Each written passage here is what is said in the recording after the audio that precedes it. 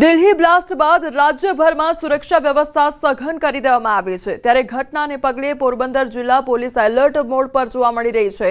Harbour marine police દ્વારા દરિયામાં boat patrolling કરવામાં આવ્યું હતું। માછીમારોની બોટ તેમજ ડોક્યુમેન્ટ વેરિફિકેશનની કામગીરી પણ હાથ ધરવામાં આવી છે।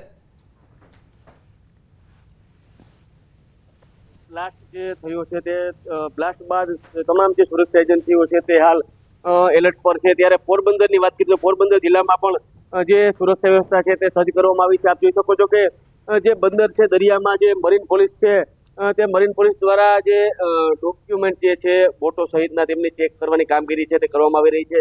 અત્યારે જે હાર્બર મરીન પોલીસ હોય કે પછી જે તમામ જે પોલીસ વિભાગ જે છે તેમના અલગ અલગ વિભાગો દ્વારા જે કામગીરી છે સુરક્ષાની પેટ્રોલિંગ સહિત કરવામાં આવી રહી છે। આપ જોઈ શકો છો કે આ દ્રશ્યો જે છે તે બોટ છે જે માછીમારો તેમના ડોક્યુમેન્ટ છે તેની તપાસ છે તે કરવામાં આવી રહી છે।